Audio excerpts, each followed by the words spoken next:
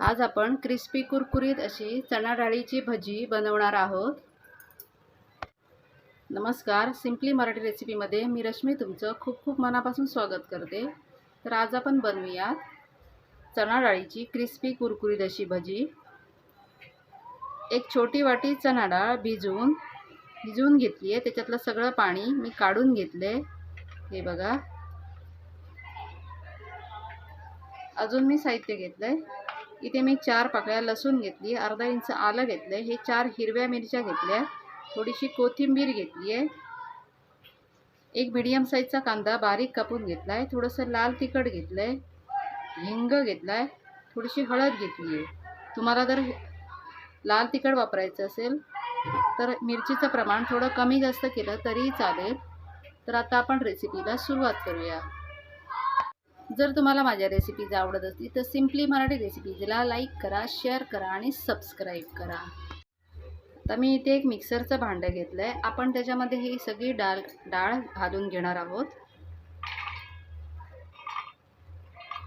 हे बघा, मी सगळी डाळ ह्याच्यात घालून घेतली आहे आणि मी थोडीशी डाळ ही दळून घेणार नाही आहे। मी ही थोडीशी डाळ अशी साईडला काढून ठेवणार आहे।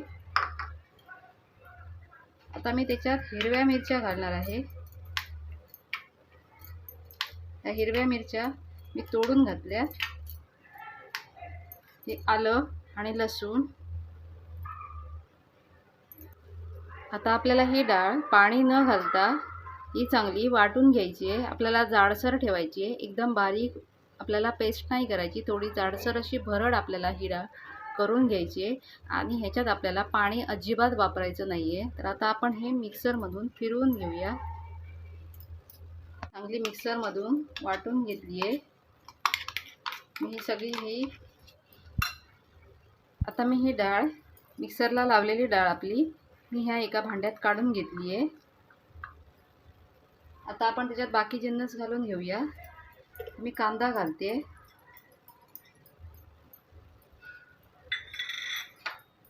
कोथिंबीर घालते,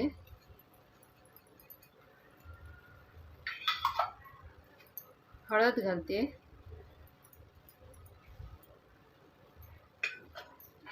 हिंग,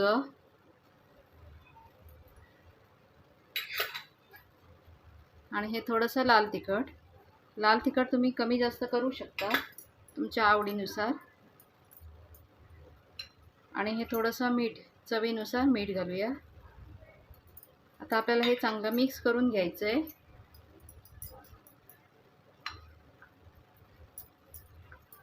पाणी न घालता मी ही डाळ चांगली वाटून घेतली आहे मिक्सरमधून, थोडीशी जाडसर अशी। आपल्याला ह्याच्यात पाण्याचा वापर अजिबात करायचा नाही आहे। पाण्याचा वापर जर केला तर ही डाळीचं वाटण सैल होऊ शकतं, म्हणून आपण त्याच्यात पाणी वापरायचं नाही। हे बघा, मी छान असं हे मिक्स करून घेतलं आहे। त्याच्यात आपण जी डाळ वापरली आहे अख्खी, ती दाताखाली थोडीशी आली की त्याचं खूप छान लागते। आणि ह्या चणा डाळीच्या भजीमध्ये कांदा नक्की वापरा, कारण कांद्यामुळे ह्या भजीला खूप छान टेस्ट येते।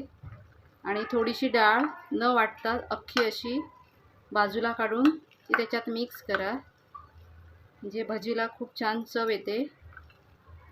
तर आता आपण ही भजी तळायला घेऊया। आता इथे गॅसवरती मी एक कढई तापत ठेवली आहे आणि मी त्याच्यात तेल घालून घेतलं आहे। तर आता आपण ह्याच्यात ही भजी, आपली ही चणा डाळीची भजी ह्याच्यात घालून घेऊया। तर मी ही भजी अशी गोल गोल ह्या पद्धतीने असा गोल आकार देऊन ही भजी मी ह्याच्यात तळून घेणार आहे। हे बघा, थोडासा त्याला असा गोल आकार द्यायचा आहे। बघा, असा आकार थोडा देऊन आपल्याला ही भजी ह्या तेलामध्ये सोडायची आहे।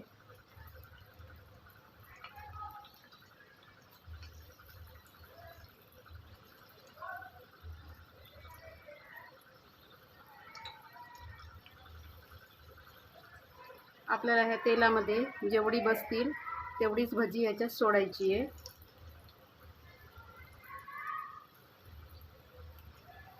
गॅस आपल्याला मीडियम ठेवायचा आहे.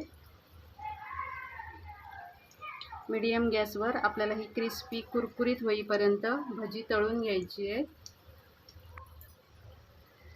ही अशी चणा डाळीची भजी खूप छान होतात. तयार करायलाही झटपट होतात आणि टेस्टीही लागतात. आता आपण ही भजी परतून घेऊया. आपल्याला त्याला सोनेरी लाल रंग येईपर्यंत ही भजी क्रिस्पी कुरकुरीत होईपर्यंत तळून घ्यायची आहे. आपल्याला गॅस मीडियमच ठेवायचा आहे, नाहीतर आतलं चणा डाळीचं पीठ आहे ते आतमध्ये कच्चं राहील. म्हणून आपल्याला क्रिस्पी कुरकुरीत होईपर्यंत आपल्याला ही भजी तळून घ्यायची आहे छान अशी. पीठ असंच न टाकता थोडंसं हाताने असं दाबून गोल आकार देऊन थोडासा आपल्याला ही भजी तेलात सोडायची आहे, नाहीतर ते थोडंसं पीठ आहे ते पसरून तेलात फुटू शकतात. आपल्याला ते छान असं गोळा असा करून बघा, गोळा केल्यामुळे त्याचं पीठ थोडं पण पसरलं नाही आहे, तेलात फुटलेले नाही आहेत गोळे आपले. ही भजी आपली ही तेलात फुटलेली नाही आहे. आता आपल्या ती लाल क्रिस्पी होईपर्यंत सोनेरी रंगावरती तळून घ्यायची आहे. तयार झाली आहे. छान असा कलर आला आहे, कुरकुरीत अशी झाली आहे छान. आणि अख्खी डाळ ही बघा एकदम छान दिसते त्याच्यात. आता आपण ही भजी काढून घेऊया. याच पद्धतीने मी बाकीची भजी पण करून घेणार आहे.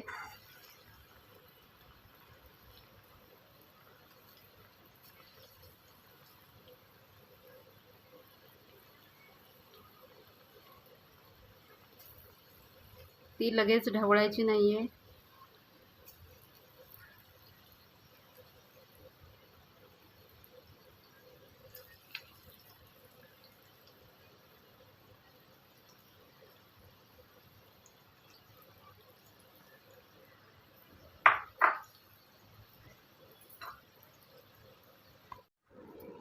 इथे ही बघा आपली ही भजी क्रिस्पी कुरकुरीत अशी भजी आपली तयार आहे.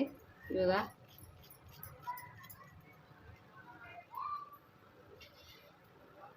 इथे आपली क्रिस्पी कुरकुरीत अशी चणा डाळीची भजी तयार आहे.